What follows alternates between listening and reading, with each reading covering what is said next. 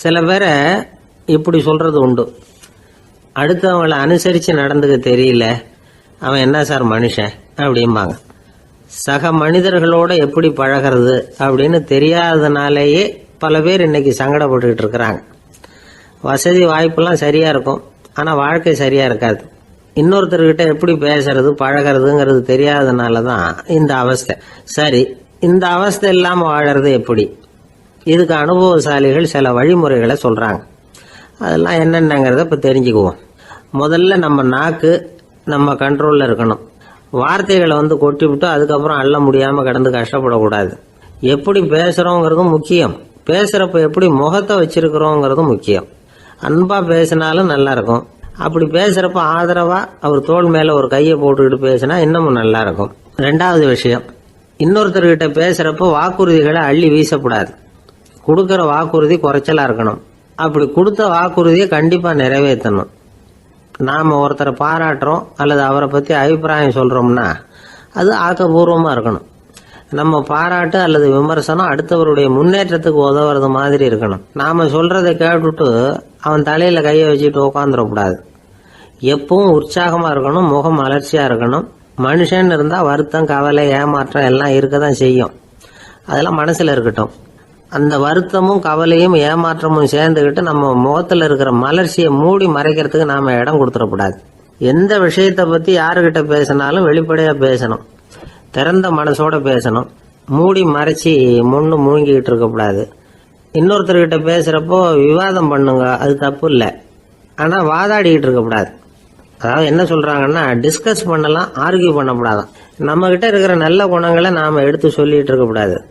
அந்த நல்ல குணங்களே நம்மளை பற்றி எடுத்து சொல்லணும், அது மாதிரி நடந்துக்கணும். அதே மாதிரி அடுத்தவங்க கிட்ட உள்ள கெட்ட குணங்களை பற்றி அவசியம் இல்லாமல் நாம் பேச வேண்டியதில்லை. உங்களை பற்றி யாராவது தப்பாக பேசுகிறாங்களா, அப்படி அவங்க பேசுகிறதுல உண்மை இல்லையா அப்படின்னா அதை நீங்கள் பொருட்படுத்த வேண்டியதில்லை, விட்டுடலாம். அது தானாக போயிடும். ஒரு 4-5 பேரோட பேசிக்கிட்டு இருந்தீங்கன்னா எல்லாருக்கும் முக்கியத்துவம் கொடுங்க, யாரையும் அலட்சியப்படுத்தாதீங்க. தமாஷா பேசலாம், ஆனால் அவங்க தமாஷ் அடுத்தவங்களை கேலி பண்ணுறதா இருக்கக்கூடாது. நமக்கு கிடைக்க வேண்டியது கிடைக்கலையே அப்படிங்கிற தவிப்பு நம்மக்கிட்ட இருக்கக்கூடாது, அது தேவையில்லை. உங்கள் செயல்பாடுகள் தெளிவாக இருக்கட்டும், பாராட்டு தானாக அவங்கள தேடிட்டு வரும். இன்னொரு மனுஷனுடைய மனசில் கௌரவமான ஒரு இடத்த பிடிக்கணும்னா நாம் இந்த குணத்தையெல்லாம் நம்மக்கிட்ட வளர்த்துக்கணும். இதெல்லாம் அனுபவசாலிகள் சொல்லியிருக்கிற குறிப்புகள். இந்த குறிப்புகளை சரியாக புரிஞ்சுக்கணும், அது முக்கியம். தப்பாக புரிஞ்சுக்கிட்டா என்ன ஆகும் தெரியுமா? இதை கேளுங்க. ஒருத்தர் வந்தார், சார் அடுத்தவங்க தோள் மேலே கையை போட்டுக்கிட்டு அன்பாக பேசணும்னு சொன்னீங்க, அப்படிதான் பேசினேன். அவர் முதுக கூட தட்டி கொடுத்தேன், என் வேலை போயிட்டுது சார், வீட்டுக்கு அனுப்பிச்சிட்டாங்க அப்படின்னார். யாருக்கிட்ட அப்படி பேசுனீங்கன்னு கேட்டோம். என் முதலாளிகிட்ட சார் அப்படிங்கிறார் ரொம்ப சோகமா. ஒரு சின்ன பையன் வந்தான், அவனை பார்த்து ஒரு கேள்வி கேட்டோம். ஏன்ப்பா உங்கள் வீட்டில் அம்மா புத்திசாலியா அப்பா புத்திசாலியா அப்படின்னு. அவன் அலட்சியமா நம்மளை பார்த்து சிரிக்கிறான். என்ன சார் இது, இந்த காலத்தில் இது கூட தெரியாமல் இருக்கிறீங்களே அப்படிங்கிறான். ஒரு சின்ன பையன் நம்மளை பார்த்து இப்படி கேட்டு விட்டானே அப்படின்னு நினைக்கிறப்போ நமக்கு ஒரு மாதிரி ஆகிடும். அதுக்கப்புறம்தான் இந்த தாத்தா பாட்டிலாம் சொல்கிற ஒரு கதை ஞாபகத்துக்கு வந்தது. அது என்ன கதை தெரியுமா? ஒரு ஊரில் ஒரு அம்மாவும் பிள்ளையும் இருந்தாங்களாம். அந்த மகனுக்கு திடீர்னு தேசாந்திரம் போய் வரணும்னு ஆசை வந்துட்டுது. ஊராக போய் சுற்றி பார்க்கணுங்கிற ஆசை. அந்த அம்மாவுக்கு இது பிடிக்கல. மகனை பிரிஞ்சு இருக்கிறதுக்கு அவங்க மனசு இடம் கொடுக்கல. வேணாப்பான்னு சொல்லி பார்த்தாங்க, அவன் கேட்கல. திடீர்னு புறப்படவும் செஞ்சுட்டான். சரி, இனிமே அவனை தடுக்க முடியாதுன்னு முடிவு பண்ணிக்கிட்டாங்க அந்த அம்மா. இருந்தாலும் புத்திசாலித்தனமாக ஒரு யோசனை பண்ணாங்க. மகனை கிட்டத்தில் கூப்பிட்டாங்க, அவங்ககிட்ட சொன்னாங்க, இதை பாருப்பா, நீ தேசாந்திரம் போகிறதுன்னு தீர்மானம் பண்ணிவிட்ட, அதை நான் தடுக்கலை, போயிட்டு வந்துடும். ஆனால் போகிறதுக்கு முன்னாடி எனக்கு ஒரு வாக்குறுதி கொடுத்துட்டு போ அப்படின்னாங்க. போகிறப்போ ராத்திரியாக இருந்தாலும் பகலாக இருந்தாலும் சரி புளிய மரத்து நிழலில் தான் தங்கணும். திரும்பி வர்றப்போ இரவும் பகலும் நீ வேப்ப மரத்து நிழல்லே தங்கணும் அப்படின்னாங்க. சரி அப்படியே செய்கிறேன்னு சொல்லி வாக்குறுதி கொடுத்தான் பையன். புறப்பட்டு போனான். போகிற வழியில் புளிய மரத்து நிழல்லே தங்கினான், தூங்கினான். அப்படி போய்கிட்டே இருந்தான். 7ஆவது நாள் அவன் உடம்பு சுகமில்லாமல் போயிட்டுது. ரொம்பவும் பலவீனமாயிட்டான். இனிமேல் நடக்க முடியாதுங்கிற நிலைமை வந்துட்டுது. யோசிச்சு பார்த்தான், சரி இதுக்கு மேலே போக வேண்டாம் அப்படின்னு முடிவு பண்ணிட்டு திரும்பி வர ஆரம்பிச்சிட்டான். திரும்பி வர்றப்போ வழியில் வேப்ப மரத்து நிழலையே தங்கி தங்கி வந்தான். நாளுக்கு நாள் உடம்பு சரியாக வந்துட்டுது. 7வது நாள் வீட்டுக்கு வந்து சேர்றான். உடம்பு பழையபடியே கலகலப்பாயிட்டுது. பூரண சுகம். தேசாந்திரம் போன பையன் திரும்பி வந்துட்டானே அப்படின்னு அந்த அம்மா ஆச்சரியப்படலை. ஏன்னா அவங்களுக்கு தெரியும் இப்படி ஆகும்னு. பையன் சீக்கிரமாக திரும்பி வரணுங்கிறதுக்காக தான் அவங்க அந்த யோசனையை சொன்னாங்க. என்ன விஷயங்கிறதையும் அவங்களே சொன்னாங்க. மகனே, புளிய மரத்து நிழல் உடம்புக்கு உஷ்ணத்தை கொடுக்கும், சீக்க உண்டாக்கும். அதனால் நீ தொடர்ந்து புளிய மரத்து நிழலில் தங்கினாவே நோய்க்கு ஆளாயிட்ட. அதனால் பயணத்தை முடிச்சுக்கிட்டு திரும்பி வரணுங்கிற முடிவுக்கு வந்துட்ட. திரும்பி வர்றப்போ நீ தங்கினது வேப்ப மரத்து நிழல். அது உடம்புக்கு குளிர்ச்சியை தரக்கூடியது, நோயை தீர்க்கக்கூடியது. அதனால் சுகமாக வீட்டுக்கு சேர்ந்துட்ட. உன்னோட தேசாந்திர பயணத்தை தடுக்கிறதுக்காக தான் இப்படி பண்ணினேன் அப்படின்னாங்களாம் அந்த அம்மா.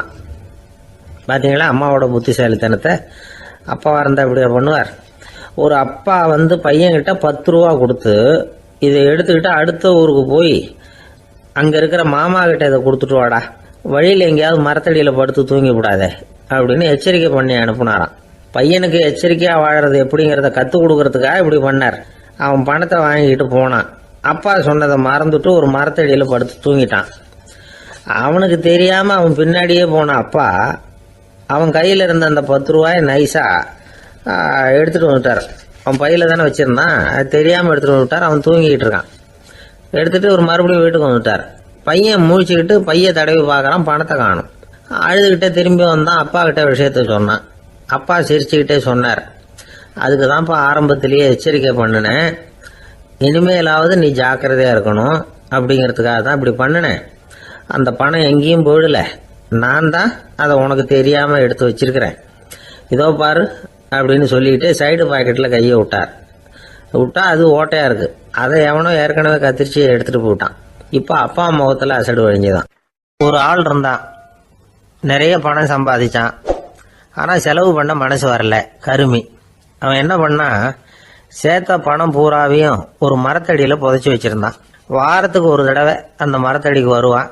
புதைச்ச இடத்த ஆவலோடு பார்த்துக்கிட்டு இருப்பான். அதுக்கப்புறம் போயிடுவான். அவ்வளவுதான். ஒரு நாள் ஒரு திருடன் வந்தான். இவன் புதைச்சி வச்சுருந்ததெல்லாம் எடுத்துகிட்டு போட்டான். இது தெரிஞ்சு போச்சு. அந்த கருமி புலம்ப ஆரம்பிச்சிட்டான். இவன் புலம்பலை கேட்டதும் அக்கம் பக்கத்தில் இருந்தவங்கெல்லாம் ஓடி வந்தாங்க. என்ன விஷயம்னு விசாரித்தாங்க. இவன் சொன்னான். ஒரு பெரியவர் கேட்டார், ஏப்பா வாரம் இந்த இடத்த பார்க்கறதாக சொன்னியே, எப்போவாவது இதில் இருக்கிற பணத்தை எடுத்து செலவு பண்ணியிருக்கியா அப்படின்னு கேட்டார். நான் அப்பப்போ அதை பார்க்கறது தான் வழக்கம், அதை தொட்டதே இல்லைன்னு அவன். சரி அப்படின்னா இப்போவும் நீ அதே மாதிரி வாரம் ஒரு தடவை இந்த இடத்த பார்த்துட்டு போகலாமே அப்படின்னாராம் அந்த பெரியவர். அதுவும் சரிதானே, எவ்வளவு காலமானாலும் அவன் அந்த பணத்தை எடுத்து செலவு பண்ண போகிறதில்ல. அப்படி இருக்கிறப்ப உள்ளே பணம் இருந்தாலும் ஒன்று தான், இல்லாமல் போனாலும் ஒன்று தான். இதிலிருந்து என்ன புரியுதுன்னா, ஒருத்தர்கிட்ட இருக்கிற பணத்தை கொண்டு அவர் பணக்காரரா ஏழையா அப்படின்னு முடிவு செய்கிறது சரியில்லை. அந்த செல்வத்தை அனுபவிக்கிற திறன், பயன்படுத்துகிற திறன், அதை வச்சு தான் அவர் ஏழையா பணக்காரரா அப்படிங்கிறத நிர்ணயம் பண்ணணும். அதுதான் சரி. செலவு பண்ண தெரியாதவன் சேகரம் பண்ணிகிட்டே இருக்கிறதுனால என்ன பிரயோஜனம்? தலைமுடியே இல்லாதவன் தாராளமாக சீப்புகளை வாங்கி சேகரம் பண்ணுறது மாதிரி தானே இது. சில சமயம் செலவு பண்ண நாம் தயாராக இருந்தால் கூட அந்த செல்வம் நமக்கு பயன்படுறதில்ல. அரேபியாவில் ஒரு நகை வியாபாரி விலை உயர்ந்த முத்துக்களை எல்லாம் அவர் வச்சு வியாபாரம் பண்ணிகிட்டு இருந்தார். அவர் ஒரு சமயம் ஒரு பாலைவனம் வழியாக போயிட்டு இருக்கிறார் ஒட்டகத்தில். அப்போது திடீர்னு கடுமையான புயல் வீச ஆரம்பிச்சுட்டுது. திசை தவறி இவர் எங்கேயோ வந்துட்டார். கூட வந்தவங்களையும் காணலை, எங்கே போனாங்களோ தெரியல. இவர் ரொம்ப பயந்து போய் அங்கேயும் எங்கேயுமா அலைஞ்சு திரியிறார். வழியே தெரியல. பசி கடுமையாயிட்டுது. ஒட்டகத்து முதுகில் ஒரு மூட்டை இருந்தது. அதை பிரித்து பார்த்தார். உள்ளே ஏதாவது இருக்கான்னு தேடி பார்க்குறார். அது வரைக்கும் கண்ணில் தட்டுப்படாத அபூர்வமான ஒரு பை கண்ணில் பட்டுது. ஆஹா, அதில் ஏதாவது சாப்பிட்றதுக்கு இருக்கும் அப்படின்னு நினச்சி ஆவலாக அதை பிரித்து பார்க்குறார். அந்த பையில் விலை உயர்ந்த முத்துக்கள் நிறைய இருந்துதான். அப்போ தான் அவர் நினச்சாராம், விலை உயர்ந்த முத்துக்கள் கூட சாப்பிட்றதுக்கு உணவாக முடியாது அப்படிங்கிறத புரிஞ்சுக்கிட்டாராம். எந்த நேரத்தில் எது நமக்கு தேவையோ அது நமக்கு தாராளமாக கிடைக்கணும். அப்படி அது கிடைக்கிறதுக்கு நம்மக்கிட்ட இருக்கிற செல்வம் பயன்படணும். அது நமக்கும் பயன்படலாம், நம்ம மூலமா அடுத்தவங்களுக்கும் பயன்படலாம். அதுதான் செல்வத்தின் பயன். ஒரு மரத்தடியில் ஒருத்தன் உட்காந்து அழுதுகிட்டு இருந்தான். அந்த பக்கமா வந்த இன்னொருத்தன் ஏப்பா அழுதுகிட்டு இருக்கிறேன்னு கேட்டான். இந்த இடத்துல தான் பூமிக்கு அடியில் பணம் இருக்குது, புதைச்ச இடம் தெரியல, அதான் அழறேன் அப்படின்னா. நல்லா ஞாபகப்படுத்தி பாரு, எந்த இடத்துல புதைச்ச அப்படின்னு கேட்டான் இவன். அது எப்படி எனக்கு தெரியும், புதைச்சி வச்சிருக்கிறவன் நான் இல்லையே, எங்க எழுத்து வீட்டுக்காரன் அப்படின்னானா இவன். ஒரு பல்கலைக்கழகம், அங்கே ஒரு இலக்கிய பேராசிரியர், அவர் பாடம் நடத்திக்கிட்டு இருந்தார். ராபர்ட் ப்ரௌனிங் எழுதிய கவிதைகளை பற்றி சொல்லிகிட்டு இருக்கிறார். மாணவர்களும் ரொம்ப அக்கறையாக அதை கேட்டுக்கிட்டு இருக்கிறாங்க. ஒரு குறிப்பிட்ட கவிதையை பற்றி சொல்லும் பொழுது அந்த பேராசிரியருக்கே ஒரு சந்தேகம். அதாவது அந்த கவிதையின் சரியான அர்த்தம் என்னங்கிறதுல சந்தேகம். பேராசிரியர் யோசனை பண்ணார். அந்த கவிதையை முழுசாக புரிஞ்சிக்க முடியல. அதனால் மாணவர்களை பார்த்து சொன்னார், மாணவர்களே, ஒரு நாள் பொறுத்துங்க, இந்த கவிதையை எழுதின கவிஞர் எங்கள் வீட்டுக்கு பக்கத்தில் தான் இருக்கிறார். இன்னைக்கு சாயந்தரம் நான் அவரை நேரிலேயே போய் பார்க்குறேன். பார்த்து இதுக்கு என்னங்க அர்த்தம்னு கேட்டுட்டு வந்துடுறேன். அதுக்கப்புறம் உங்ககிட்ட சொல்கிறேன் அப்படின்னாராம். அன்னைக்கு சாயந்தரமே அந்த பேராசிரியர் கவிஞரை தேடிக்கிட்டு போயிட்டார். கவிஞர் அவங்க வீட்டில் அவர் பாட்டு உட்காந்துருந்தாராம். இவர் போய் அவர் முன்னாடி உட்காந்தார். அப்புறம் கேட்டார், ஐயா, அந்த கவிதையின் முழு பொருள் என்னன்னு தெரிஞ்சுட்டு போகிறதுக்காக வந்திருக்கிறேன் அப்படின்னாராம். எந்த கவிதை அப்படின்னாராம் அவர். இவர் அந்த கவிதையை சொல்லியிருக்கார். கவிஞர் கொஞ்சம் யோசனை பண்ணிவிட்டு அப்புறம் சொன்னாராம், பேராசிரியரே, நீங்கள் கொஞ்சம் தாமதமாக வந்துட்டீங்கன்னாராம். இவருக்கு ஒன்றும் புரியல. நீங்கள் என்ன சொல்கிறீங்க, நான் தாமதமாக வந்துட்டேன்னா? நீங்கள் தான் உயிரோடு இருக்கிறீங்களே, அப்படி இருக்கும்பொழுது நான் தாமதமாக வந்துட்டேன்னா அது எப்படி அப்படின்னு இவர் குழம்பி இருக்கிறார். இப்போ கவிஞர் சொன்னாராம், ஐயா, நான் உயிரோடு இருக்கிறேன்னா இல்லையாங்கிறது முக்கியம் இல்லை. நான் அந்த கவிதை வரிகளை எழுதினப்போ 2 பேருக்கு அதோட அர்த்தம் தெரிஞ்சிருந்தது. இப்போ ஒரே ஒருத்தருக்கு தான் அதோட அர்த்தம் தெரியும் அப்படின்னாராம். பேராசிரியர் யோசனை பண்ணியிருக்கார். அப்படின்னா அந்த ஒருத்தர் கவிஞர் ராபர்ட் ப்ரௌனிங்கை தவிர வேற யாரா இருக்க முடியும்? இவர் தான் அப்படிங்கிறத அவர் மனசில் நினச்சிக்கிட்டார். அதனால சொன்னார், ஐயா, நான் தாமதமாக வரல, அந்த கவிதையின் பொருள் என்ன அது சொல்லுங்கன்னார். பேராசிரியரே, நான் சொல்றது உங்களுக்கு புரியலன்னு நினைக்கிறேன். நான் இந்த வரிகளை எழுதினப்போ 2 பேருக்கு அதோட அர்த்தம் தெரிஞ்சிருந்தது. அந்த 2 பேர் யாருன்னா, ஒருத்தர் ராபர்ட் ப்ரௌனிங், அதாவது நான், இன்னொருத்தர் கடவுள். இப்போ அது கடவுளுக்கு மட்டும்தான் தெரியும். நானே இதை பற்றி பல தடவை யோசனை பண்ணி பார்த்தேன். இது ரொம்ப அழகானது, ஆனாலும் ரொம்ப வழுக்கலானது. அதை பிடிச்சிட்டோம்னு நினச்சிக்கிட்டு இருக்கும் பொழுதே காற்று மாதிரி அது உங்ககிட்ட இருந்து ஓடி போயிடுது. எனக்கு ரொம்பவும் வருத்தமாக தான் இருக்குது. நிச்சயமாக நான் தான் இந்த வரிகளை எழுதியிருக்கிறேன். அதில் அர்த்தம் இருக்குங்கிறது எனக்கு தெரியும், அதை நான் உணர்றேன். ஆனால் நீங்கள் என்னை மன்னிக்கணும், எனக்கே கூட அதை என்னால் விளக்க முடியல. அப்படி இருக்கும் பொழுது உங்களுக்கு எப்படி அதை நான் விளக்க முடியும் அப்படின்னாரா அந்த கவிஞர். அனுபவிக்கப்படக்கூடிய எல்லாமே விளக்கப்படக்கூடிய ஒன்றல்ல, விளக்கப்படும் எல்லாமே அனுபவிக்கப்படக்கூடிய ஒன்றல்ல அப்படிங்கிறது ஞானிகளுடைய கருத்து. அதுக்காக தான் அந்த சம்பவம். வாழ்க்கையில் நீங்கள் தொடர்ந்து ஆய்வு செய்து கொண்டே இருக்கக்கூடிய விளக்கங்களை ஒருபோதும் அடைய முடியாத பரிமாணங்கள் இருக்கிறதுனால தான் அது அலுப்பு தட்டாமல் இருக்குது. உங்களால் நிறைய அனுபவிக்க முடியும், இருந்தாலும் நீங்கள் அனுபவித்து அறிந்த விஷயங்கள் கூட வார்த்தைகளால் விளக்கப்பட முடிவதில்லை அப்படிங்கிறது பெரியோர் சிந்தனை. இதெல்லாம் ஒரு பக்கம் இருக்கட்டும். நமக்கு தெரிஞ்ச பேராசிரியர் ஒருத்தர் 1 மணி நேரம் ரொம்ப விவரமாக வகுப்பு எடுத்தார். கடைசியாக சொன்னார், மாணவர்களே, ரொம்பவும் எளிமையாக விளக்கமாக எல்லா விவரமும் சொல்லியிருக்கிறேன். அதனால் இதில் உங்களுக்கு சந்தேகம் வர்றதுக்கு வாய்ப்பே இல்லை. இருந்தாலும் கேட்க வேண்டிய கடமை கேட்குறேன். இது வரைக்கும் நடத்தினதில் யாருக்காவது ஏதாவது சந்தேகம் உண்டா அப்படின்னு கேட்டாராம். எனக்கு ஒரே ஒரு சந்தேகம்தான் சார் அப்படின்னு எழுந்திரிச்சு நிற்கிறான் ஒருத்தன். என்னன்னு கேட்டாராம். இது வரைக்கும் நீங்கள் என்ன பாடம் சார் நடத்துனீங்க அப்படின்னானா அவன். பந்திக்கு முந்தர ஆசாமிகள் நம்மள பல பேர் உண்டு. அப்படி முந்தறதுக்கு கூட முயற்சி பண்ணுறவங்க நிறைய பேர் இருக்கிறாங்க. இதில் என்ன ஒரு விஷயம்னா, பந்திக்கு முந்தறது கூட தப்பு இல்லை. ஆனால் அப்படி ஒரு விருந்தில் ஆளாக போய் உட்காந்து சாப்பிட்டா கூட வெளியில் வர்றப்ப என்ன பெரிய விருந்து வச்சுட்டான், சாம்பாரில் உப்பு இல்லை, ரசத்தில் காரம் இல்லை அப்படின்னு குறை சொல்லிகிட்டே வர்றது இருக்கு பாருங்க. அது சரியில்லை, நாகரிகமும் இல்லை. கல்யாண பத்திரிகையில் என்ன போட்டிருக்குது, என் பொண்ணுக்கும் இன்னார் பையனுக்கும் கல்யாணம், எல்லாரும் குடும்பத்தோடு வந்திருந்து மணமக்கள் ஆசீர்வதிக்கணும், இப்படி தானே போட்டிருக்கோம்.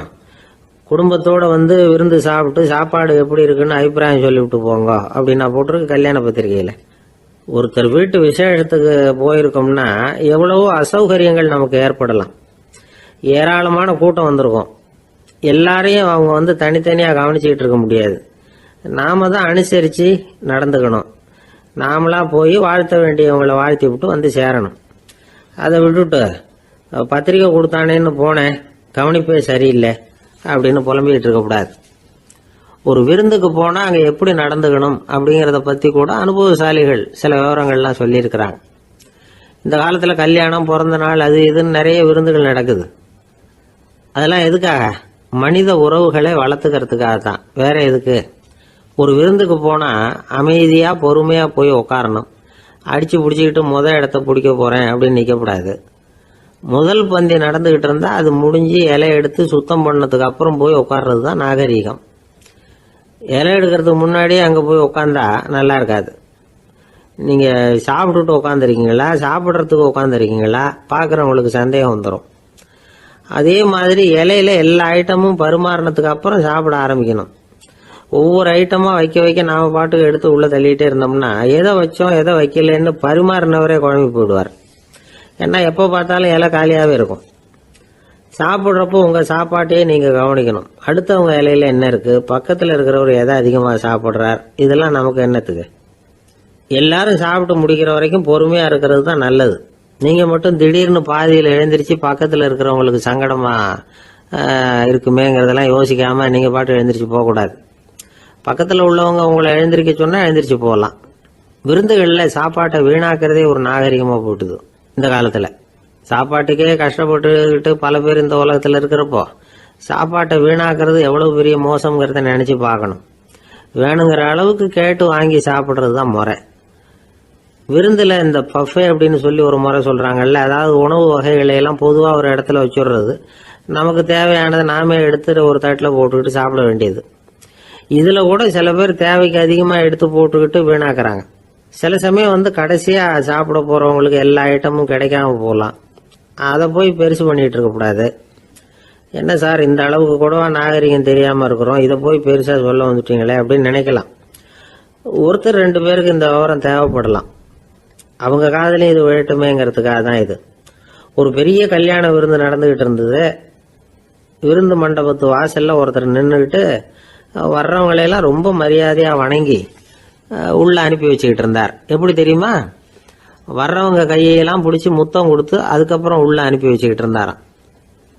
கூட்டம்லாம் முடிஞ்சதுக்கப்புறம் அவர்கிட்ட போய் கேட்டிருக்கிறாங்க, சார் நானும் எவ்வளவோ விருந்துகளுக்கு போயிருக்கிறேன், இருந்தாலும் இவ்வளவு மரியாதையாக வர்றவங்க கைக்கெல்லாம் முத்தம் கொடுத்து வரவேற்கிறத இங்கே தான் பார்க்குறேன் அப்படின்னு சொன்னாங்க.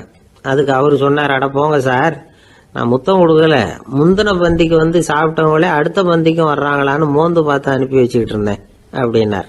ஒருத்தன் எப்படி நடந்துக்கிறாங்கிறத வச்சு தான் அந்த ஆள் எப்படிங்கிறத நாம் முடிவு பண்ணுறோம்.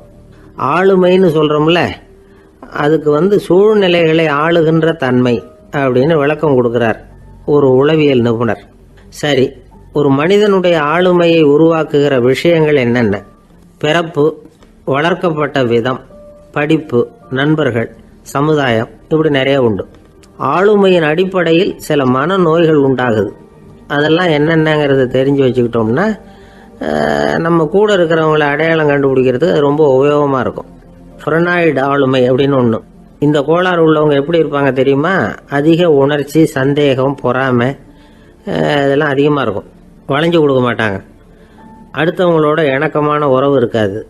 அவங்க செய்கிற தப்புக்கெல்லாம் அடுத்தவங்களை வந்து குறை சொல்லிகிட்டு இருப்பாங்க. இது ஒரு ரகம். அடுத்தது வந்து ஸ்கிசாய்டு ஆளுமை அப்படின்னு சொல்கிறாங்க. இந்த கோளாறு உள்ளவங்க அடுத்தவங்களோட பழக கூச்சப்படுவாங்க. சின்ன வயசுலேயே இது ஆரம்பமாயிடுது. பகல் கனவுலேயே சஞ்சரிப்பாங்க. அவங்களுடைய விரோதம், கோபம் இதை கூட வெளியில் காட்டிக்க முடியாமல் இருப்பாங்க. இவங்களுக்கு அகமுகம், பிரச்சனைகள்லேருந்து ஒதுங்கி எதுலேயும் ஈடுபாடு இல்லாதவங்களாக இருப்பாங்க. இப்படி ஒரு ரகம். அடுத்தது சைக்ளோதமிக் ஆளுமை அப்படின்னு சொல்கிறாங்க. அது என்னென்னா உணர்ச்சிகளில் ஏற்றத்தாழ்வு அதிகமாக இருக்குமா. சில சமயம் பார்த்தா மகிழ்ச்சியாக இருப்பாங்க, சில சமயம் சோகமாக உட்காந்துருப்பாங்க. அவங்க மனநிலைக்கு தகுந்த மாதிரி சமூக நிகழ்ச்சிகளில் பங்கெடுத்துக்குவாங்க. இன்னொரு வகை என்னென்னா எண்ணெய் பீடிகை ஆளுமை அப்படின்னு பேர் வச்சிருக்கிறாங்க. அதுக்கு இவங்களுக்கெல்லாம் கரெக்டாக இருக்கணும், எல்லாம் சட்டத்திட்டம், இதுலேயும் ஒரு ஒழுங்குமுறை, இப்படி எதிர்பார்க்குற மனோபாவம். இவங்க எதிர்பார்ப்புக்கும் வரன்முறைக்கும் மற்றவங்க கட்டுப்படணும்னு நினைப்பாங்க. இந்த நிலைமை நீடிச்சா என்ன ஆகும் தெரியுமா? அலைக்கழிக்கிற எண்ணங்கள் திரும்ப திரும்ப ஒரே செயலை செய்ய தூண்டுற மன தளர்ச்சிக்கு ஆளாயிடுறாங்க. அடுத்தது ஹிஸ்டீரியா ஆளுமை. சின்ன விஷயத்தையெல்லாம் பெருசுபடுத்தி நாடகமாக்குற நடிகர்கள் இவங்க. உணர்ச்சி அதிகம் உள்ளவங்க. இவங்க மன எழுச்சியில் பக்குவமின்மை, குழந்தைத்தனம், முதிர்ச்சியின்மை எல்லாம் இருக்கும். தன்னலம் மிக்க குணம். பிறர் தன்னை மட்டுமே கவனிக்கணும்னு நினச்சி செயல்படுறது, இதெல்லாம் இவங்க அடையாளம். அடுத்த ரகம் எப்படின்னா வளர்ச்சியற்ற ஆளுமைன்னு சொல்கிறாங்க. அடுத்தவங்களோட இணங்கி போக முடியாதவங்க, அறிவு, மன எழுச்சி, சமூக உறவு இதில் எல்லாம் போதுமான வளர்ச்சியையும் நிறைவையும் பெற முடியாதவங்க. இவங்களால வாழ்க்கையில் முன்னேற முடியாது. பிச்சைக்காரங்க, குற்றவாளிகள் இவங்க கிட்டெல்லாம் இது மாதிரியான ஆளுமை அதிகமாக இருக்குமா. அடுத்தது என்னென்னா சோர்வுடைய ஆளுமை. எதுலேயும் உற்சாகம் இல்லாமல் சோர்ந்து போயிருப்பாங்க. அதுக்கெல்லாம் நமக்கு வலிமை இல்லைப்பா அப்படின்னு சொல்லிட்டு இருப்பாங்க. சின்ன விஷயங்களுக்கெல்லாம் அதிர்ச்சி அடையிறது, வாழ்வின் சுவையை அனுபவிக்க முடியாதவங்க. இன்னொரு ரகம் இது கொதித்தெழும் ஆளுமைங்கிறாங்க. எதுக்கு எடுத்தாலும் ஆத்திரம், குரோதம், வன் செயல் இதிலெல்லாம் ஈடுபாடு இப்படி உள்ளவங்க. நத்தை வகை ஆளுமை அப்படின்னு ஒன்று. அடுத்தவங்க மேலே விரோதம் இருக்கும், அடிக்கணுங்கிற எண்ணம் இருக்கும். ஆனால் அதை அப்படியே வெளியில் காட்டாமல் அதே சமயம் அமைதியான முறையில் வெறுப்பை வெளிக்காட்டுற ரகம். இவங்கெல்லாம் பேசாமல் கம்முன்னு இருந்துக்கிட்டே நினைச்சதை நிறைவேற்றிக்கிடுவாங்க. முன்ஜாக்கிரதை ஆளுமை அப்படின்னு ஒரு ரகமா. பாதுகாப்பின்மை, சந்தேகம், முழுமையின்மை, அறவேக்காட்டுத்தனம் இந்த மனப்போக்கு அதிகமாக இருக்கிறதுனால அகம்பாவம், புடிவாதம், எச்சரிக்கை எல்லாம் அளவுக்கு மீறி இருக்கும். இதுவரைக்கும் நாம் பேசிக்கிட்டு இருந்த ஆளுமை பண்புகள் அளவுக்கு அதிகமாக போயிட்டுதுன்னா ஆளுமை கோளாறுகள் ஏற்படும். அதன் அடிப்படையில் மனவியாதிகள் வருமா. அதனால் இணக்கமான, எல்லாரும் விரும்புகிற இயல்பான ஆளுமையை பெறுவதற்கு நாம் முயற்சி செய்யணும் அப்படிங்கிறது மனோதத்துவ நிபுணர்களுடைய ஆலோசனை. ஒருத்தர் ஒரு மனோதத்துவ டாக்டரை தேடிட்டு வந்தாராம். டாக்டர், எனக்கு மனசில் ஏதோ வியாதி, ஆளுமை கோளாறு, அதாவது எனக்கு சீக்கிரமாக செத்து போனால் தேவையில்லைன்னு தோணுது அப்படின்னாராம். உடனே அந்த டாக்டர், சரி அப்படின்னா இங்கே இருங்க, நான் வைத்தியம் பார்க்குறேன் அப்படின்னாராம். ஒருத்தர் முகத்தை தொங்க போட்டுக்கிட்டு ஒரு மாதிரியாக வந்தார். என்ன விஷயம்னு விசாரித்தேன். என்னுடைய நண்பன் ஒருத்தங்கிட்ட கருத்து வேறுபாடு, இனிமேல் நமக்குள்ளே எந்த சம்மந்தமும் வேணாம்னு நட்பை முறிச்சிட்டு வந்துட்டேன்னா. நண்பர்கள்னு இருந்தால் கருத்து வேறுபாடு வரத்தான் செய்யும்னு. கருத்து வேறுபாடு வராமல் இருக்கிறதுக்கு ஏதாவது வழி உண்டா அப்படின்னு கேட்டாங்க. அதை பற்றி நிபுணர்கள் சில யோசனைகளை சொல்லியிருக்கிறாங்கன்னு. முதல் விஷயம் என்னென்னா, உங்கள் நண்பனுக்கு ஒரு செய்தி சொல்லணும்னா அதை நீங்களே நேரடியாக சொல்லுங்கள், அல்லது உங்கள் கைப்பட கடிதம் எழுதுங்க. அதாவது நேரடி தொடர்பு முக்கியம். அதை விட்டுட்டு இன்னொருத்தர் மூலமாக நண்பர்களுக்கு செய்தி அனுப்புனா நீங்கள் சொல்கிற செய்தி அப்படியே போய் சேராது, அது சேதமாயிடும். கூட்டி குறைச்சி சொல்லிவிடுவாங்க, அது குழப்பத்தில் கொண்டாந்து விட்டுரும். இது ஒரு யோசனை. ரெண்டாவது யோசனை என்னென்னா, நீங்கள் ஒரு நல்ல காரியத்தை செய்யும் பொழுது உங்கள் நண்பரையும் சேர்த்துக்குங்க, அவருக்கும் அதில் ஒரு ஈடுபாட்டை உருவாக்குங்க. மூணாவது யோசனை, நம்ம பக்கத்தில் இருக்கிற நண்பர் மகிழ்ச்சி அடைகிற மாதிரி ஏதாவது செய்யணும். சின்ன சின்ன செயல்களாக இருந்தாலும் பரவாயில்ல, அவர் நமக்கு எதுவும் செய்யலையே, நாம் எதுக்கு செய்யணும் அப்படின்னு நினச்சிக்கிட்டு இருக்கக்கூடாது. நாலாவது யோசனை என்னென்னா, உங்களுக்கு ஒரு பிரச்சனையா அல்லது உங்கள் நண்பருக்கு ஒரு பிரச்சனையா, எதுவாக இருந்தாலும் 2 பேரும் சேர்ந்து உட்காந்து ஆலோசனை பண்ணுங்கள். நம்ம யோசனையும் கேட்கப்படுதே அப்படிங்கிற நினைப்பே அவருக்கு ஒரு மன நிறைவை உண்டாக்குமா. 5வது யோசனை, உங்கள் நண்பர் ஏதோ ஒரு காரியத்தை செய்கிறார், நீங்கள் உடனே அவசரப்பட்டு நீ செய்கிறது தப்புன்னு தீர்ப்பு சொல்லக்கூடாது. அவர் அதை செய்யறதுக்கான நியாயங்கள் எவ்வளோ இருக்கும், அதை புரிஞ்சுக்கிறதுக்கு முயற்சி பண்ணணும். 6வது யோசனை, உங்கள் நண்பர் என்ன சொன்னாலும் அதை பொறுமையாக கேளுங்க. அவர் சொல்கிறத புரிஞ்சுக்கணும், அவர் சொல்ல விரும்புகிறத புரிஞ்சுக்கணும், அவர் சொல்ல முடியாமல் தவிக்கிறதையும் புரிஞ்சுக்கணும். இப்படி 3 விதமாகவும் அவரை புரிஞ்சுக்கிட்டு அதுக்கு தகுந்த மாதிரி செயல்படணும். 7வது யோசனை என்னென்னா, உங்கள் நண்பர் உங்ககிட்ட ஏதோ ஒரு கருத்தை சொல்கிறார், அது உங்களுக்கு பிடிக்கல, அதுக்காக உடனே நீ சொல்கிறது சரியில்லை, நான் ஒத்துக்க மாட்டேன் அப்படின்லாம் மறுத்துக்கிட்டு இருக்கக்கூடாது. அவர் சொல்கிறத கேட்கணும், பொறுமையாக சிந்திக்கணும், அதுக்கப்புறம் பதில் சொல்லணும். இப்படிலாம் நடந்துக்கிட்டால் நண்பர்களுக்குள்ள கருத்து வேறுபாடு வர்றதுக்கு வாய்ப்பே இருக்காது அப்படின்னு வல்லுநர்கள் தொகுத்து சொல்லியிருக்கிறாங்க இந்த யோசனைகளை. எனக்கு தெரிஞ்ச சில நண்பர்கள் உண்டு, அவங்களுக்குள்ளேயும் கருத்து வேறுபாடுகள் வராமல் இருக்கிறதுக்கு சில நுட்பங்களை கையாளுறது உண்டு. ஒருத்தர் சொன்னார், அந்த டாக்டர் சின்ன வயசுலேருந்து என் கூட பழகினவர், நாங்கள் 2 பேரும் இணை பிரியாத நண்பர்கள். இருந்தாலும் எனக்கு உடம்பு சரியில்லைன்னா நான் அவர்கிட்ட வைத்தியம் பார்த்துக்க மாட்டேன் அப்படின்னார் ஒருத்தர். ஏன் அப்படின்னு கேட்டேன். எங்கள் நட்பு கெட்டு போடக்கூடாது இல்லையா, அதனால தான் அப்படின்னார் இவர். ஒரு சிகை அலங்கார கூடம். ரொம்ப சுறுசுறுப்பாக எல்லாரும் வேலை செஞ்சுக்கிட்டு இருக்கிறாங்க. முடி வெட்டிக்க வந்திருக்கிறவங்க நிறைய பேர் எல்லாரும் வரிசையாக உட்காந்துருக்குறாங்க. அந்த சமயத்தில் திடீர்னு கதவை திறந்துக்கிட்டு ஒருத்தர் உள்ளே வர்றார். அவர் ஒரு பெரிய மனிதர். அவரும் முடி வெட்டிக்கிறதுக்காக தான் உள்ளே வந்திருக்கிறார். அவரை பார்த்த உடனே அங்கே வரிசையில் உட்காந்துருந்தவங்க எல்லாரும் எழுந்திரிச்சு அவர்கிட்ட வந்துட்டாங்க. அவரை சுற்றி நின்றுக்கிட்டாங்க. எப்படி இருக்கிறீங்க, நல்லா இருக்கீங்களா அப்படின்னு விசாரிக்க ஆரம்பிச்சிட்டாங்க. எல்லாம் முடிஞ்சதும் வந்தவர் கேட்டார், வரிசையில் கடைசியாக இருக்கிறவர் யார் அப்படின்னு கேட்டார். ஏன்னு கேட்டாங்க. நான் அதுக்கு அடுத்தபடியாக உட்காரணும், அதுக்காக தான் கேட்குறேன் அப்படின்னார். உடனே அங்கே இருந்தவங்கெல்லாம் என்ன சொன்னாங்க தெரியுமா?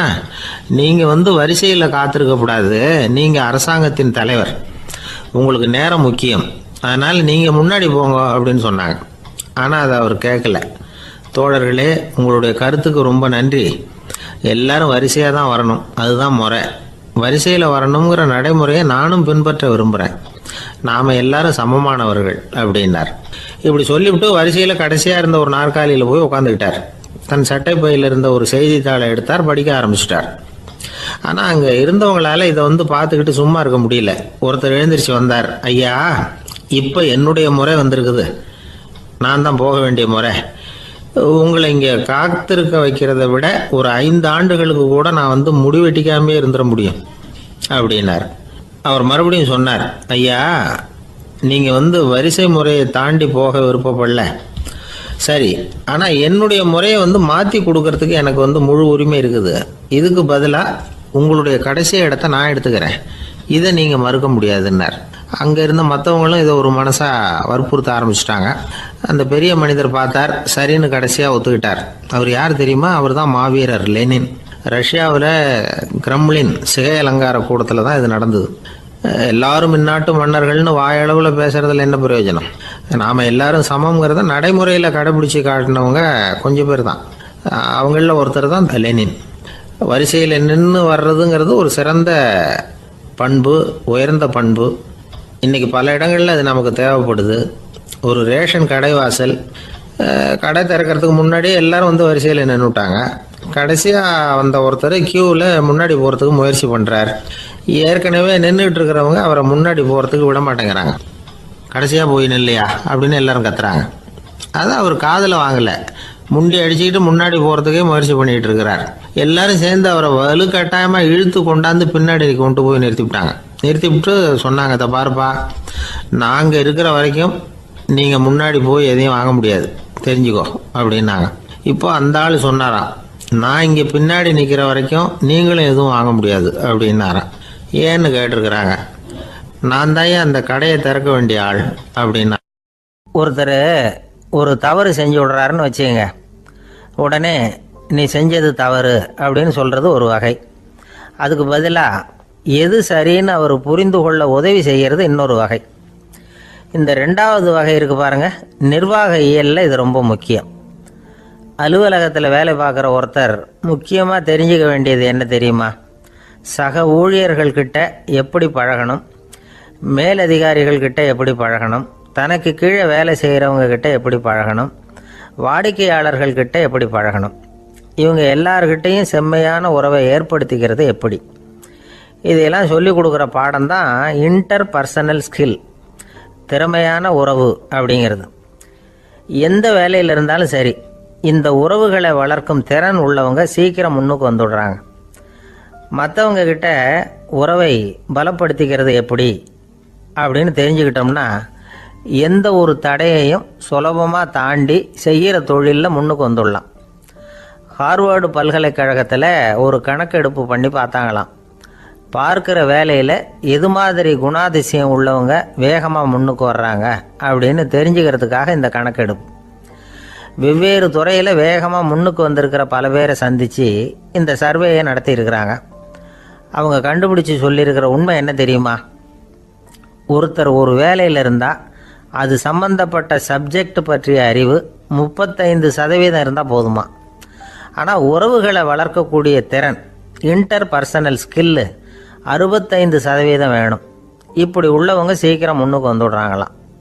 அதனால் ஒருத்தருக்கு வேலை சரியாக புரியலைன்னா கூட விவரமாக மற்றவங்க கிட்ட பழகிறது எப்படின்னு புரிஞ்சால் போதும், அவர் முன்னுக்கு வந்துடலாம். அலுவலகங்களில் மட்டும் இல்லை, எல்லா இடங்கள்லையும் இது ரொம்ப முக்கியம். வீட்டுக்குள்ளேயும் இது ரொம்ப முக்கியம், வீட்டுக்கு வெளியேயும் இது முக்கியம். அடுத்தவங்க கிட்ட பழகிறது எப்படிங்கிறத தெரிஞ்சுக்காதவன் வாழ்க்கையில் முன்னேற முடியாது. இன்னைக்கு ஆயுதங்களால் காயப்படுத்தி கொள்ளுகிறவர்களை விட வார்த்தைகளால் காயப்படுத்தி கொள்ளுகிறவர்கள் தான் அதிகம். பெரியவங்க என்ன சொல்கிறாங்க தெரியுமா? நீங்கள் இந்த பூமியில் பிறந்ததன் அர்த்தம் பூர்த்தி ஆகணும்னா அடுத்தவங்களுக்கு உதவி பண்ணுங்க. அடுத்தவங்களுக்கு உதவி செய்ய முடியாவிட்டால் கூட பரவாயில்லை, ஆனால் யாரையும் புண்படுத்தி விடாதீங்க அப்படின்னு சொல்கிறாங்க. எனக்கு தெரிஞ்ச ஒருத்தர் ஒரு அலுவலகத்தில் வேலை பார்க்குறார். அவர் சொல்லுவார், எனக்கு இந்த இன்டர்பர்சனல் ஸ்கில் ரொம்ப அதிகம் சார். சக ஊழியர்கள்கிட்ட ரொம்ப சுமூகமாக நடந்துக்குவேன். என் கூட வேலை பார்க்குற ஒருத்தருக்கு ஏதாவது ஒரு கஷ்டம்னா அந்த சமயத்தில் அவர் செய்ய வேண்டிய வேலையை நான் செஞ்சிருவேன் சார் அப்படிம்பார். நான் அவர்கிட்ட சமீபத்தில் அப்படி ஏதாவது செஞ்சுருக்கீங்களா அப்படின்னு கேட்டேன். செஞ்சுருக்கேன் சார். போன வாரம் புதன்கிழமை ஆஃபீஸில் என் பக்கத்து சீட்டுக்காரருக்கு வயிற்று வலி. உடனே நான் மெடிக்கல் லீவ் போட்டுவிட்டு எங்கள் வீட்டுக்கு போயிட்டேன் சார் அப்படின்னார். ஒரு சீன தேசத்து அரசர் இருந்தார். அவருக்கு வயசாயிட்டுது. அவருக்கு அடுத்தபடியாக அவருடைய புள்ள பட்டத்துக்கு வரணும், ஆட்சி பொறுப்பை ஏற்றுக்கணும். ஒரு நல்ல தலைவனுக்கு இருக்க வேண்டிய பண்புகள்லாம் தன்னுடைய மகனுக்கு இருக்கணும்னு விரும்பினார் அந்த அரசர். அதனால் இளவரசனை பக்கத்தில் இருந்த ஒரு குரு கிட்ட அனுப்புனார். இளவரசன் அவர்கிட்ட போய் சேர்ந்தான். அந்த குரு என்ன பண்ணார் தெரியுமா? இவனை பார்த்து சொன்னார், இதை பாருப்பா, நீ என்ன பண்ணுற, இப்போவே பக்கத்தில் இருக்கிற காட்டுக்கு போ, நடு காட்டில் போய் ஒரு இடத்துல உட்காந்துக்கோ. அங்கே என்னென்ன சத்தம்லாம் உன் காதில் விழுதுன்னு கவனித்து கேளு. உன் காதில் விழுந்த ஓசைகள் என்னென்னங்கிறத என்கிட்ட வந்து சொல்லு, அதுதான் எனக்கு தெரியணும், உனக்கு வேலையும் அதுதான் அப்படின்னு சொல்லி அனுப்பி வச்சுட்டார். இளவரசன் காட்டுக்கு போனான். குரு சொன்னபடியே ஒரு இடத்துல உட்காந்து கவனித்து கேட்டான். அதுக்கப்புறம் குருக்கிட்ட திரும்பி வந்தான். என்னென்ன சத்தம்லாம் கேட்ட அப்படின்னு கேட்டார் குரு. குருவே, காட்டில் நான் பறவைகள் சத்தம்லாம் கேட்டேன், மிருகங்களின் ஓசையையும் கேட்டேன், இதை தவிர இடி மின்னல் மழை இதுகளோட சத்தத்தையும் கேட்டேன் அப்படின்னா. குரு யோசனை பண்ணார், நீ இன்னமும் சரியாக கேட்கல, அதனால் மறுபடியும் காட்டுக்கு போ, கொஞ்ச நாள் தங்கியிருந்து கேட்டுட்டு வா அப்படின்னார். இளவரசனுக்கு ஒன்றும் புரியல. இருந்தாலும் குருவின் கட்டளையாச்சே, மறுக்க முடியுமா? உடனே அவன் மறுபடியும் காட்டுக்கு போனான். ஒரு இடத்துல உட்காந்தான். கொஞ்ச நேரம் உன்னிப்பாக கவனித்து கேட்டான். சில நாள் கழித்து குருக்கிட்ட திரும்பி வந்தான். குருவே, இந்த தடவை சில துல்லியமான சத்தங்களை எல்லாம் கேட்டான். தேனீ பறக்கிற சத்தம், நீரோடையின் மெல்லிய ஓசை, இதெல்லாம் கேட்டேன்னா. குரு சிரித்தார். நீ மறுபடியும் காட்டுக்கு போ, இன்னும் சில நாள் அங்கே இரு, முழுமையாக கவனமாக கேட்டுக்கிட்டு வா அப்படின்னு சொல்லி அனுப்பி வச்சுட்டார். இளவரசனுக்கு குழப்பம் அதிகமாயிட்டுது. ஒன்றுமே புரியல. மறுபடியும் காட்டுக்கு போனான். மௌனமாக ஒரு இடத்துல உட்காந்துட்டான். அப்படியே தியானத்தில் ஆழ்ந்துட்டான்.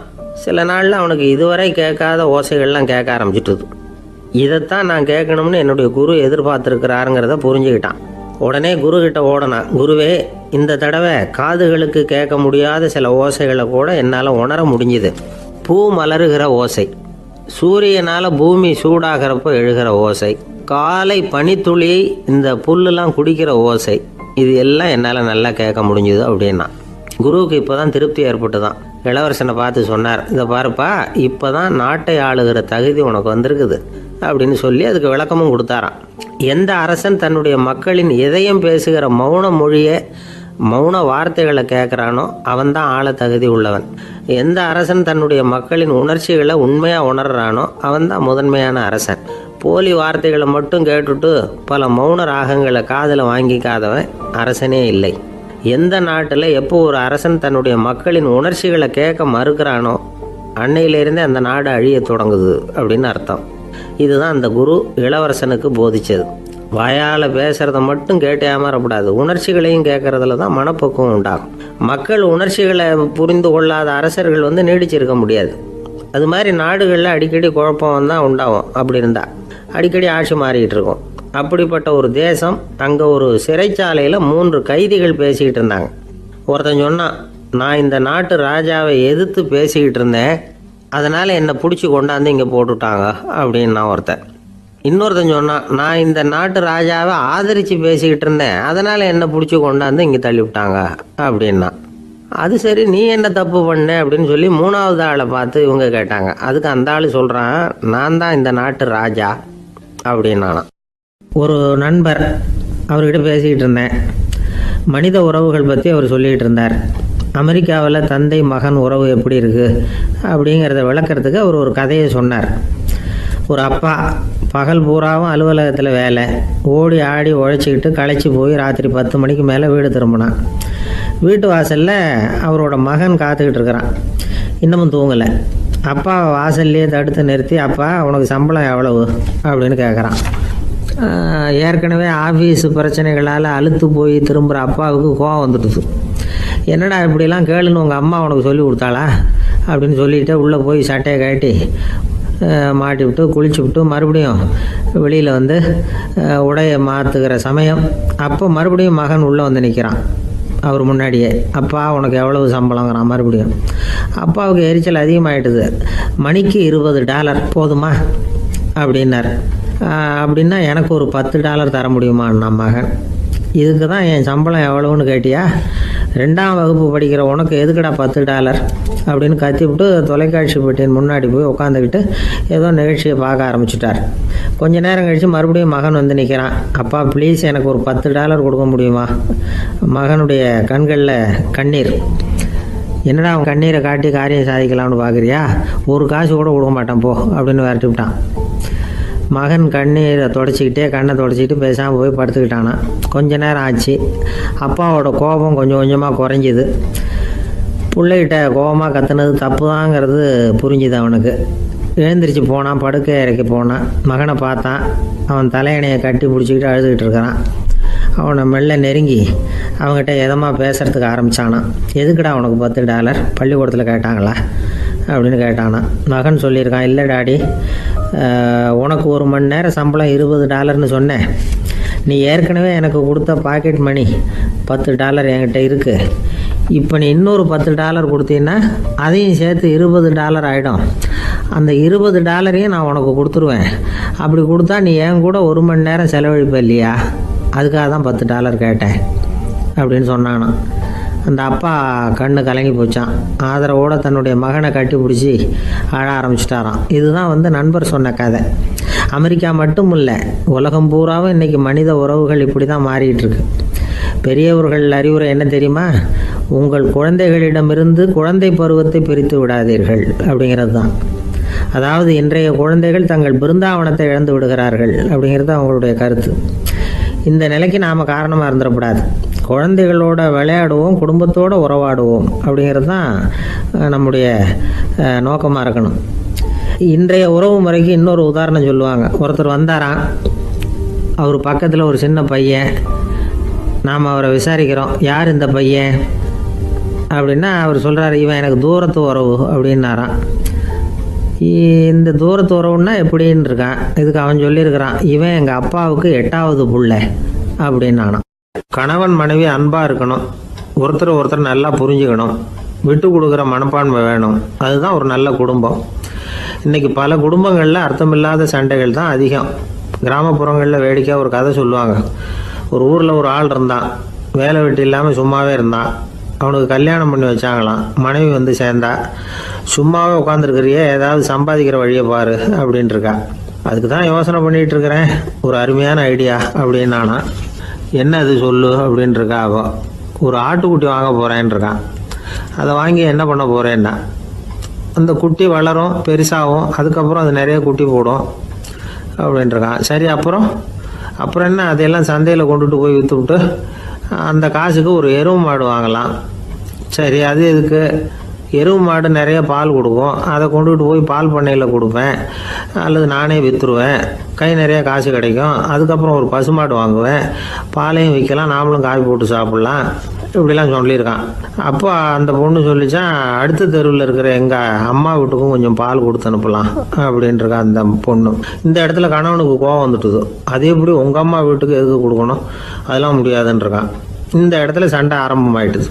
கொஞ்ச நேரத்தில் 2 பேரும் சத்தம் போட ஆரம்பிச்சிட்டாங்க. கடுமையான சண்டை நடக்கிறத பக்கத்து வீட்டுக்காரன் காதில் வாங்கினான். அவன் ஓடியாந்தான்.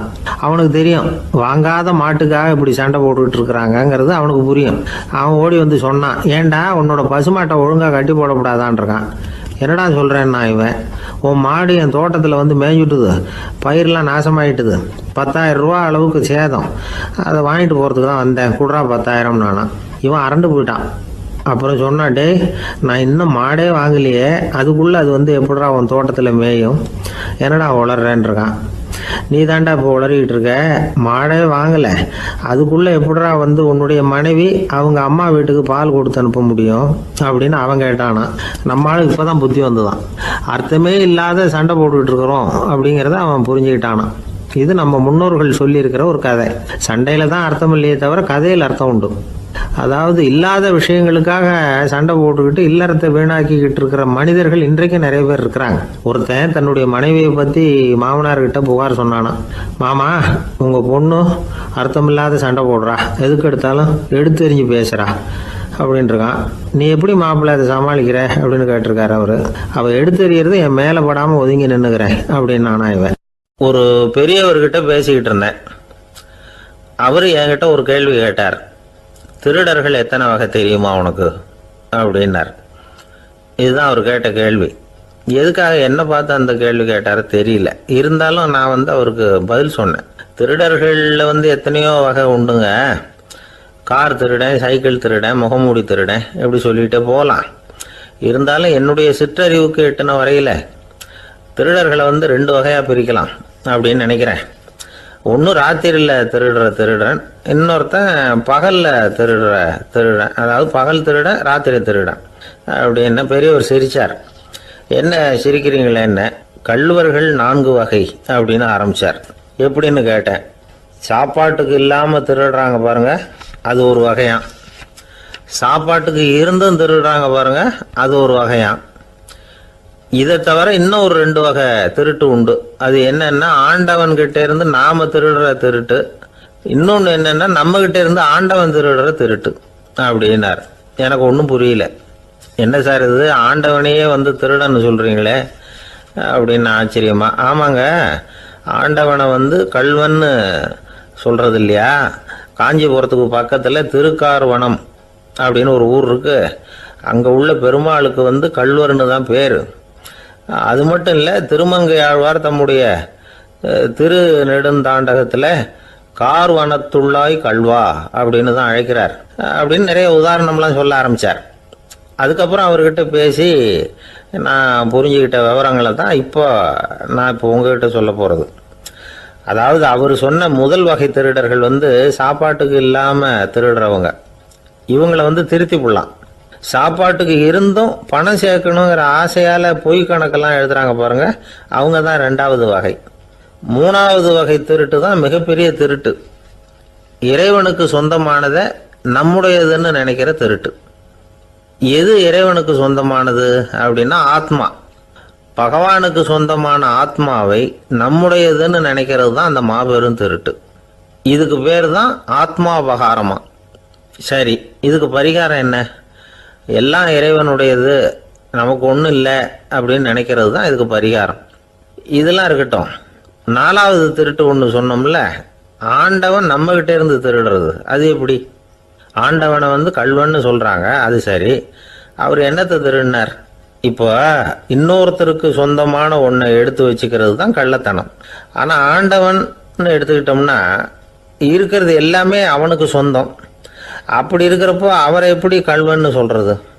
இது என்ன புரியாமல் இருக்குதே அப்படின்னு சொல்லி பார்த்தா அதுக்கும் விளக்கம் சொல்கிறாங்க அவங்க. அதாவது ஆண்டவனுக்கு உருவமே கிடையாது, அரூபமாக இருக்கிறவன், அதாவது உருவம் இல்லாமல் இருக்கிறவன்.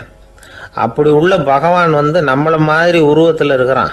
நம்மளை மாதிரியே கையை காலு மூக்கெல்லாம் இருக்குது ஆண்டவனுக்கு. இந்த உருவம் நம்மகிட்ட இருந்து திருடினது தானே. அவன் தன்னுடைய உண்மையான திருமேனியை நமக்கு காட்டாம, அதாவது தரிசனம் கொடுக்காம இருக்கிறது கள்ளத்தனம் தானே. அதனால தான் இதுவும் ஒரு பெரிய திருட்டு, இருக்கிறதுலே மிகப்பெரிய திருட்டு அப்படிங்கிறார். என்கிட்ட பேசிக்கிட்டு இருந்தார், இந்த விஷயம்லாம் சொல்லிட்டு இருந்தாரு அந்த பெரியவர். அதாவது திருட்டை ஆன்மீக நோகத்தில் அவர் பார்க்குறார். நம்ம பார்வையில் இதை விட அபூர்வமான திருட்டுலாம் இங்கே உண்டு.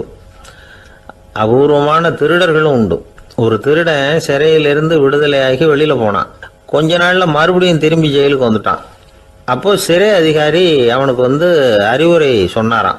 ஏன்பா இப்படி அடிக்கடி தப்பு பண்ணிவிட்டு ஜெயிலுக்கு வந்துடுறியே, உனக்கு சொந்த பந்தம் எதுவும் இல்லையா? உனக்கு அப்பா, அண்ணன், தம்பிகள் அவங்க கூட எல்லாம் சேர்ந்து வாழணுங்கிற ஆசை இல்லையா அப்படின்னு கேட்டிருக்கார். அவங்களோட சேர்ந்து வாழணுங்கிற ஆசை எனக்கு நிறைய உண்டுங்க சார் அப்படின்னு அவன். அப்புறம் எதுக்கு இப்படி ஜெயிலுக்கு வந்துவிடுற அப்படின்னாரான் அவர். அவங்க எல்லாருமே இங்கே தானே சார் இருக்காங்க அப்படின்னு அவன். ஒரு ஊரில் ஒரு துறவி இருந்தார், புத்த சமய துறவி. அந்த ஊர் மன்னன் அவரை பற்றி கேள்விப்பட்டிருக்கான். ஒரு நாள் புறப்பட்டு போனான், துறவியின் பாதங்களை தொட்டு வணங்கினான். அதுக்கப்புறம் சொன்னான், ஐயா, நான் உங்களை அரண்மனைக்கு அழைச்சிட்டு போகிறதுக்காக வந்திருக்கிறேன். இனிமேல் நீங்கள் இங்கே எதுக்கு இருக்கணும் அப்படின்னானா. அவன் மனசுக்குள்ளே என்ன நினைப்புன்னா, இவர் எங்கே வர போகிறாரு, நான் ரொம்ப எளிமையானவன், எனக்கு எதுக்கு அரண்மனை வாசம்னு சொல்லிவிடுவார் அப்படின்னு நினச்சிருக்கான். ஆனால் அந்த துறவி என்ன பண்ணார் தெரியுமா?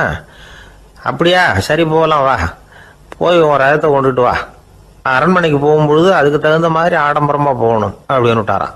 துறவி இப்படி சொன்னதும் அந்த மன்னனுக்கு மனசுக்குள்ளே சந்தேகம் வந்துட்டுது. இவர் உண்மையிலேயே துறவி தானா, ஏமாத்து பேர் வழி மாதிரி தெரியுதே அப்படின்னு நினச்சிருக்கான். இருந்தாலும் இனிமேல் என்ன பண்ணுறது, சொல்லியாச்சு. ரதத்தை கொண்டுகிட்டு வந்தான். துறவி ஏறி உக்காந்தார். பக்கத்தில் ராஜா. அவர் ரொம்ப உற்சாகமாக வரார். இவன் ரொம்ப சோர்ந்து போய் வரான்.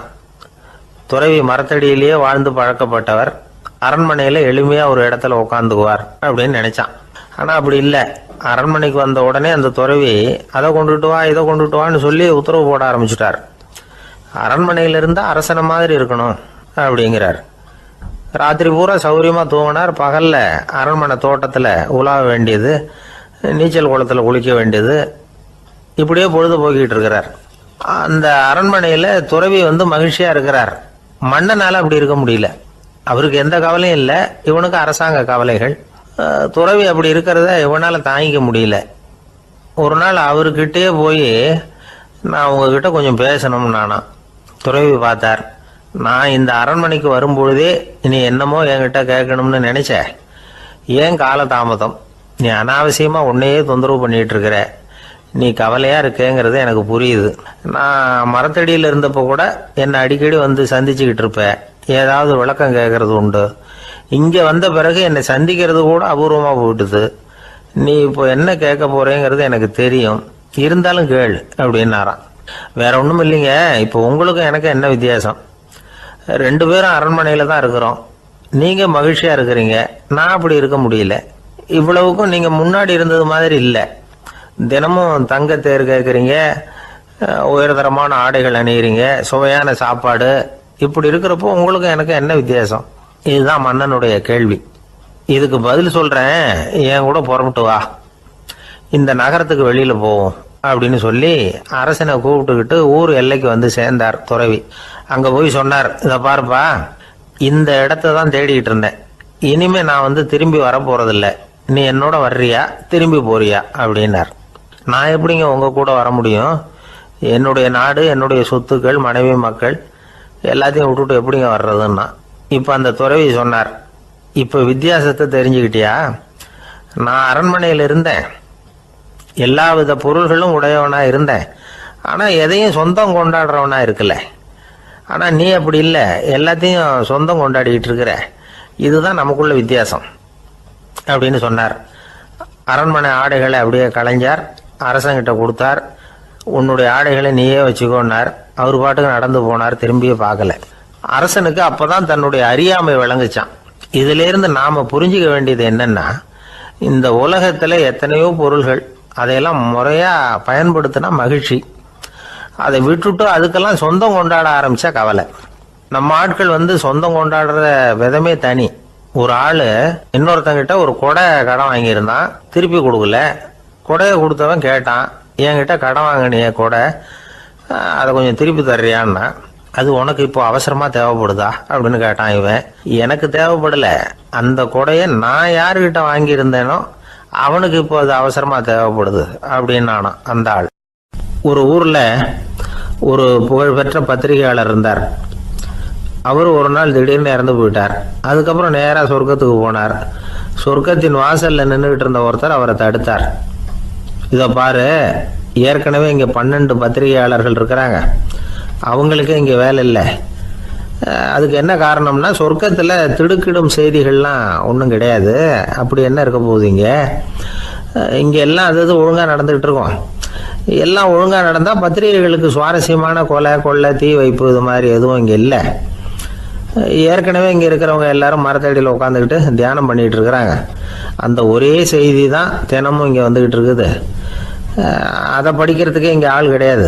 அதனால் நான் என்ன சொல்கிறேன்னா, நீ பேசாமல் நரகத்துக்கே போயிடு. அங்கே எவ்வளவோ நிகழ்ச்சிகள் நடந்துக்கிட்டு இருக்கு. அங்கே தான் அதிகமான பத்திரிகையாளர்கள் தேவைப்படுறாங்க. அங்கே உனக்கு நிறைய வேலை இருக்கும். அதை செய்கிறதில்ல நீயும் மகிழ்ச்சியாக இருக்கலாம் அப்படின்னு சொன்னாராம். அங்கே அந்த சொர்க்கத்தின் வாசலில் நின்றுக்கிட்டு இருந்தவர். இந்த பத்திரிகையாளர் அங்கேயே நின்று கொஞ்சம் யோசனை பண்ணார்.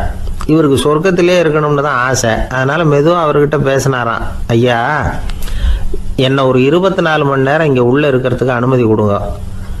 இங்கே இருக்கிற பல பத்திரிகையாளர்களை எனக்கு தெரியும். அவங்களில் சில பேரை சமாதானப்படுத்தி மெதுவாக பேசி நரகத்துக்கு அனுப்பி வச்சுட்றேன். நான் இங்கே இருந்துக்கிறேன். உங்கள் கணக்குப்படி 12 பேருக்கு மேலே இங்கே தாண்டாது. அப்படி பார்த்துக்கிறேன் அப்படின்னாராம். அவரும் யோசனை பண்ணி பார்த்துட்டு, சரி அப்படியே உனக்கு அனுமதி கொடுக்குறேன். ஆனால் ஒரு விஷயம், 24 மணி நேரம் தான் அனுமதி, அதுக்குள்ளே எல்லாம் நடக்கணும் அப்படின்ட்டுருக்கார். சரின்னு சொல்லிவிட்டு இந்த பத்திரிகையாளர் உள்ளே போனார். யோசனை பண்ணார். திட்டம் போட்டு ஒரு பொருளையை கிளப்பி விட்டார். சக பத்திரிகையாளர்கள் எல்லாம் கூப்பிட்டு சொன்னாராம், இதை பாருங்க, நரகத்தில் ஒரு பெரிய தினசரி பேப்பரை கொண்டுகிட்டு வர்றதுக்காக திட்டம் போட்டுக்கிட்டு இருக்காங்க. அதுக்கு பல அதிகாரிகள் தேவைப்படுறாங்க. நிறைய சம்பளம் கிடைக்கும். யார் யாரெல்லாம் நரகத்துக்கு போக ஆசைப்படுறாங்களோ அவங்கெல்லாம் போகலாம் அப்படின்னு ஒரு பொருளையை கிளப்பி விட்டார். 24 மணி நேரம் கழித்து வாசல் பக்கம் போனார். அங்கே இருந்தவர்கிட்ட எத்தனை பேர் வெளியேறினாங்கன்னு விசாரிச்சாராம். அப்போ அவர் இவரை, நீ வெளியே போகக்கூடாது, முதல்ல உள்ளே தான் இருக்கணும் அப்படின்னு தடுத்தாராம். அப்புறம் சொன்னாராம், நீ சொன்ன செய்தியை கேட்டதும் இங்கே இருந்த எல்லா பத்திரிகையாளர்களுமே நரகத்துக்கு போயிட்டாங்கப்பா, உள்ளே யாருமே இல்லை, அதனால் நீ உள்ளே இருக்கலாம் அப்படின்னாராம். இதை கேட்டதும் இந்த பத்திரிகையாளரே குழம்பி போயிட்டார்.